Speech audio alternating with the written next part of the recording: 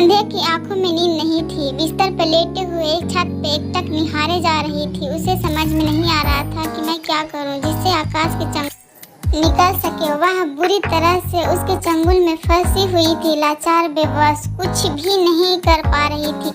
गलती उसी की ही थी जो आकाश को उसे ब्लैकमेल करने का मौका मिल गया। अब वह चाहता उसे एकांत में बुलाता और उन्हें क्या क्या करने की मांग करता। संध्या की जान दुर्लभ हो गई थी। आकाश कोई और नहीं, उसका देवर ही था, सगा देवर। एक ही घर, एक ही छत के नीचे रहने वाला आकाश इतना शैतान निकलेगा, संध्या ने कभी कल्पना भी नहीं की थी। यह सोच कर संध्या की नींदें उड़ चुकी थी और वह लगातार उसे ब्लैकमेल किए जा रहा था और वह कुछ भी नहीं कर पा रही थी। बात ज्यादा पुरानी नहीं थी। 2 माह पहले ही संध्या ने अपने पति साहिल के साथ यूरोप ट्रिप पर गई थी। 50 महिला पुरुषों का ग्रुप दिल्ली इंटरनेशनल एयरपोर्ट से रवाना हुआ था। 15 दिनों की यात्रा से पूर्व सब एक दूसरे से परिचय कराया गया। संध्या को उस ग्रुप में नवविवाहित रितु कुछ अलग ही नजर आई। उसे लगा रितु के विचार काफी उससे मिलते हैं। बात बात पर खिलखिलाकर हंस देने वाली रितु से वह जल्द ही घुल मिल गई। रितु का पति प्रणव भी काफी विनोदी स्वभाव का था। हर बात को जोक से जोड़कर वह सबको हंसाने की आदत था उसकी। एक तरह से रितु और प्रणव ने सबको हंसाने की प्रतिसभा चलाती थी। संध्या इस नवविवाहित जोड़े से खास प्रभावित थी। संध्या और उसके पति साहिल के बीच वैसे तो सब कुछ समान था, लेकिन जब भी वह रितु और प्रणव को जोड़े को देखती आहें भरते जाती। प्रणव के विपरीत साहिल गंभीर स्वभाव का इंसान था, जबकि संध्या साहिल से अलग खुले विचारों वाली थी। यूरोप यात्रा के दौरान ही संध्या, रितु और प्रणव इतना घुल मिल गए कि विभिन्न पर्यटन स्थानों में घूमने आने के वादे भी हुए। होटल के रूम में खूब बातें करते, हंसी मजाक होता। साहिल संध्या का हाथ पकड़कर खींच कर ले जाता। वह कहता कि चलो संध्या, बहुत देर हो गई है, इन्हें भी तो आराम करने दो, हम भी सो लेते हैं। और ग्रुप लीडर ने सुबह जल्दी उठने को बोला है। मगर संध्या को कहाँ चैन मिलता। वह अपने रूम में आकर भी मोबाइल पर शुरू हो जाती, व्हाट्सएप पर शुरू हो जाती रितु से जोक्स कमेंट्स भेजने का सिलसिला। रितु ने संध्या के फेसबुक पर फ्रेंड रिक्वेस्ट भेज डाली। संध्या ने तुरंत स्वीकार कर ली। दिन में जो फोटोग्राफ वो लिया करते उसे वो व्हाट्सएप पर एक दूसरे को भेजते। फोटो पर कमेंट्स भी चलते। रात को रितु और संध्या के बीच व्हाट्सएप पर घंटों बातें चलने लगी। जोक्स से शुरू होकर सामाजिक परिप्रेक्ष्य की बातें होती। धीरे धीरे यह सिलसिला व्यक्तिगत स्तर पर आ गया।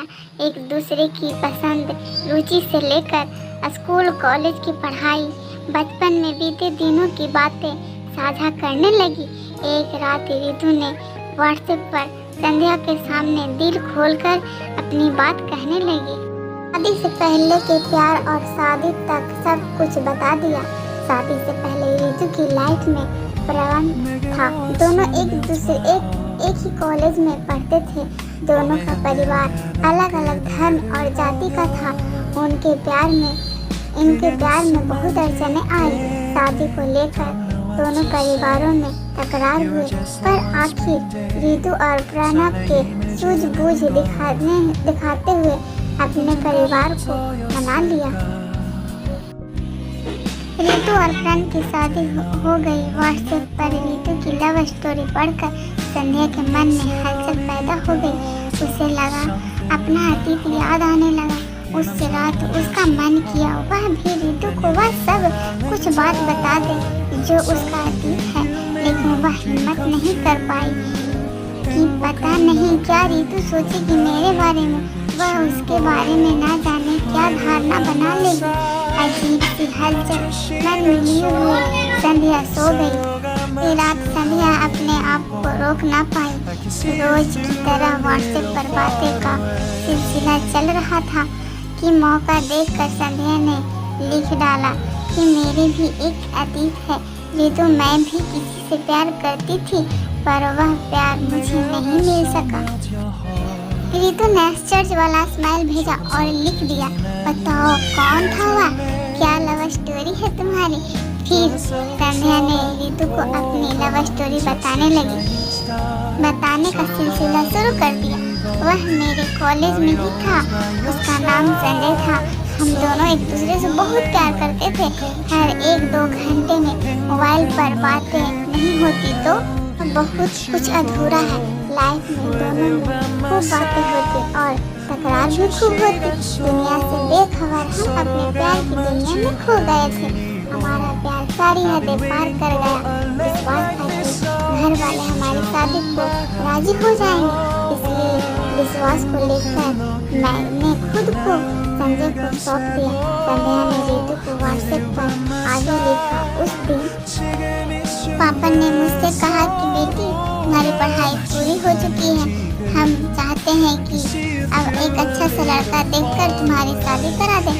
मैं एकाएक पापा से कुछ नहीं कह पाई, बस इतना ही कही कि पापा मुझे शादी नहीं करनी, शादी अभी मेरी उम्र ही क्या हुई है।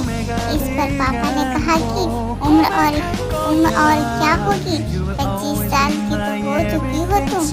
जब मैंने कहा कि नहीं पापा मुझे नहीं करनी शादी, तो वो हंस पड़े, बोले सच में अभी बच्ची हो। मैंने पापा की बात को गंभीर से नहीं लिया, पर वो मेरी शादी को लेकर गंभीर थे। एक दिन पापा ने मुझे बताया कि एक अच्छे परिवार का लड़का है जो तेरे लायक है, किसी बड़ी कंपनी में सॉफ्टवेयर इंजीनियर है, 25 लाख का पैकेज है, वो अगले हफ्ते तुझे देखने आ रहा है। पापा की बात सुनकर मैं अवाक रह गई, मुझसे रहा नहीं गया। मैंने हिम्मत जुटाकर पापा से कहा कि पापा मैं एक लड़के से प्यार करती हूँ, आप उन्हीं से बात कर लीजिए ना। पापा मेरी तरफ देखते हुए रह गए, उन्हें विश्वास ही नहीं हो रहा था कि एक नज़र में सीधी साधी नजर आने वाली लड़की किस हद तक आगे बढ़ चुकी। पापा ने पूछा कि कौन है वह लड़का। मैंने संजय का नाम और पता तो बता दिया पापा को। पापा का गुस्सा बहुत तेज बढ़ गया कि कभी उस परिवार में अपनी बेटी की रिश्ता नहीं करूँगा। मैं अंदर तक हिल गई, मुझे लगा मेरे सपने रेत में बने महल की तरह धराशायी हो जाएगा। मैंने तो संजय को सब कुछ सौंप दिया था। धरती हिलती हुई नजर आई। उस दिन मुझे पापा और सब घर वालों ने 2-4 दिन में ऐसा माहौल बना दिया कि मेरी और संजय की शादी नहीं हो पाई। अगले हफ्ते ही साहिल और उसके घर वाले मुझे देखने आए गए। मुझे पसंद कर लिया गया, रिश्ता पक्का हो गया। पापा ने खास हिदायत दी कि संजय का जिक्र भूल कर भी ना करें, कभी भी ना करूं। इस तरह मेरी शादी साहिल से हो गई। मैं अतीत भूल कर अपना घर बसाने लगी। शादी को 2 साल हो चुके हैं। संध्या ने रितु से व्हाट्सएप पर अपने अतीत की बातें शेयर की और संजय का वह फोटो भेजी जो उसने संजय के फेसबुक अकाउंट से डाउनलोड किया था। अरे वाह मैडम, तूने तो बखूबी हैंडल कर लिया लाइफ को। रितु ने संजय की कहानी सुनकर लिखा, इस तरह पूरा हो गया। जब वे वापस घर पहुंचे तो संध्या और साहिल थक कर दूर हो चुके थे। तब रात के 2 बज रहे थे। तीनों देर तक सोते रहे। सास ने दरवाजा खटखटाकर कहा, संध्या साहिल उठ जाओ, सुबह के 11 बज चुके हैं। नहाकर नाश्ता कर लो। संध्या हड़बड़ा कर उठी और फटाक से फ्रेश होकर तैयार हुई और किचन में आ गई। नाश्ता तैयार कर डाइनिंग टेबल पर लगाया। तक साहिल भी तैयार हो चुका था। दोनों ने मिलकर नाश्ता किया।